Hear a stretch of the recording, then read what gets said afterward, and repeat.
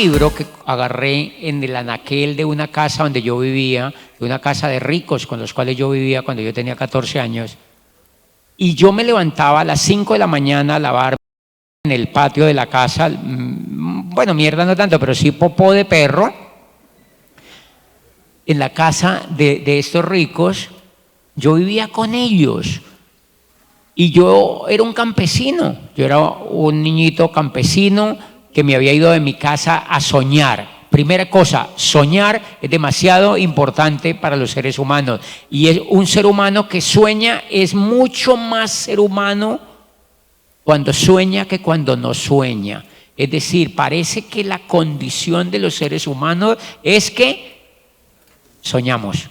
Es decir, como que lo que nos diferencia de los animales, y eso que no es tan seguro decirlo porque no hemos estudiado a los animales como para decir que no sueñen, o que entonces es atrevido seguramente asegurar esto, pero lo que parece que nos diferencia de algunas especies es que no sueñan, y los seres humanos parece que sí se ha demostrado que soñamos porque somos capaces de transformar el mundo que nos rodea, somos capaces de transformar el mundo que nos rodea. Eso es lo que nos identifica como seres humanos, que hemos sido capaces de transformar el mundo que nos rodea. Yo vivía en esa casa de aquellos ricos y un día descubrí, ellos me dejaban solos cuando se iban de vacaciones, yo me quedaba cuidando la casa. Y era una casa grandísima, era una casa gigante, y yo había salido del campo, de una casita de bareque. Bareque se llama en el campo a lo que se construye con guadúa y con barro, y las paredes de la casa habían sido hechas de moñiga de vaca, porque en los campos no usan cemento por practicidad y porque seguramente es caro, entonces usan moñiga de vaca revuelta con barro y con eso hacen las paredes, y eso protege mucho del frío. Pero en el fondo era una casa de vaca. Yo todavía siento el olor de las paredes. Y esa casa tenía 2 cuarticos. Allí nosotros crecimos hasta la edad de 14 años con mi hermano. Mi hermano anda por ahí, él está por ahí. Él y yo crecimos en esa casita. Cuando yo cumplí 14 años, yo me largué de allí y terminé en la casa de unos ricos en Neiva. Y cuando a mí me preguntan sobre cuál fue la experiencia más increíble que yo viví, yo les digo que en esa casa, en las noches, cuando se iban de vacaciones, a mí me dejaban cuidando la casa. Y una noche, claro, como ellos no estaban, entonces yo abrí la biblioteca, tenía una biblioteca grandotota. Es increíble cómo te impactan las cosas. La biblioteca tenía unas puertas como de roble, de madera gigantes, unas puertas grandototas, y yo abrí esa puerta como en esa película que hace así como que chirrió, y yo entré y eso era alfombrado así re bonito, y habían libros en anaqueles brillantes, rojos, así con el lomo, todo lindo. Y claro, me acuerdo mucho de los libros, pero me acuerdo mucho de la puerta grande. En esa biblioteca yo empecé a agarrar libros de allí, y los empezaba a leer, y yo era, no te digo que lo único, yo trapeaba la casa y lavaba el pompi de los perros y hacía mandado. Yo era como el gerente de comunicaciones de la casa.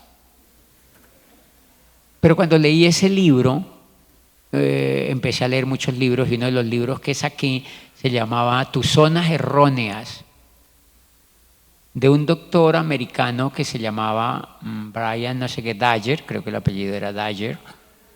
Y yo me empecé a leer ese libro y decía, la mayoría de personas quieren triunfar en la vida, pero muy pocas lo logran. Y una de las, pues decía un montón de cosas, pero una de las cosas que más me impactó decía, la gran mayoría de las personas no lo logran es porque para tener éxito en cualquier cosa en la vida, uno tiene que exigirse una gran cuota de originalidad.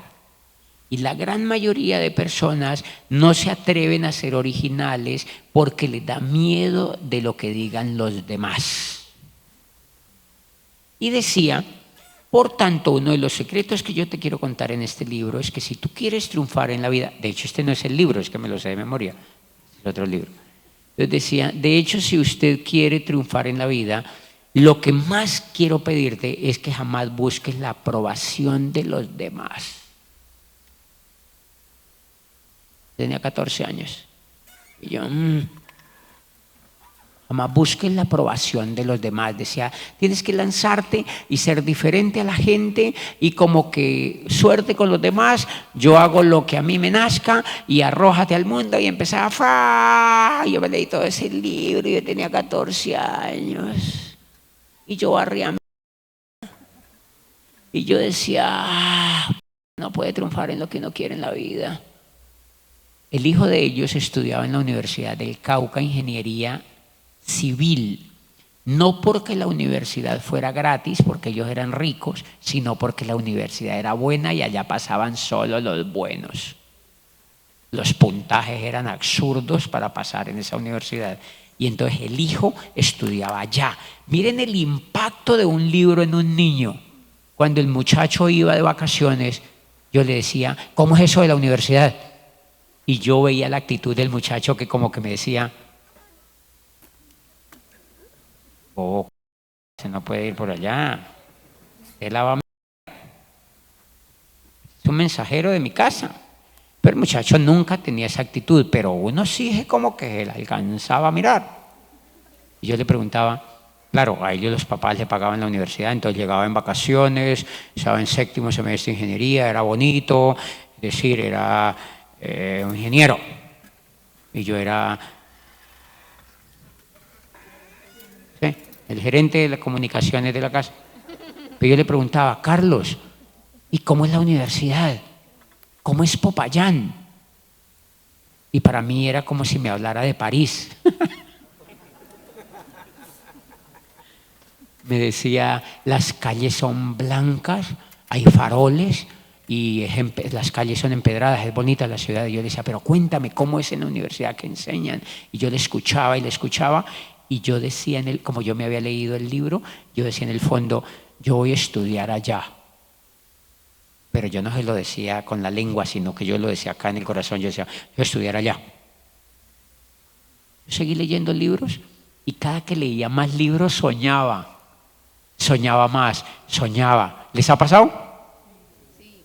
Ve a leer, cambia la historia de tu vida. Leer cambia la historia de tu vida y por eso este ejercicio es validísimo, este ejercicio que estamos haciendo con los amigos de ustedes. Hay mucha gente que deja de ver la novela y se viene para acá. Es increíble cómo impacta la lectura. Y cuando él me hablaba así, yo decía, yo voy a estudiar allá. Yo seguí leyendo libros, leí muchos libros de otra índoles, pero también de liderazgo, historias, biografías. Imagínate la biografía a los 14 años de Abraham Lincoln, el presidente, uno de los presidentes más brillantes que ha tenido los Estados Unidos, casi al nivel de Trump. Él se rió, mira, de un presidente brillantísimo de los Estados Unidos, que era un hijo de un leñador, literalmente. Y cambió la historia de ese país. Y yo leía esa biografía, yo decía, increíble, eso me impactaba. Y por aquellos días, para que se den cuenta lo impactante que es la lectura, en cualquier ser humano, no necesariamente en un niño, pero en un niño, los niños son mucho más esponjas, mucho más esponjas. Y por esos días llegó una... Entonces, claro, como yo leía, cuando yo estaba barriendo y cuando yo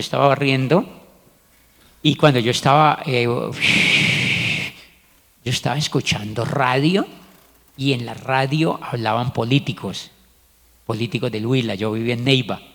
Entonces, en esa época estaba Olga Duque de Ospina, Guillermo Plaza Alcid, fue senador como 90 años. Y Olga Duque de Ospina era como decir aquí quién, como Dilian Francisca, así de importante, ¿me entiende?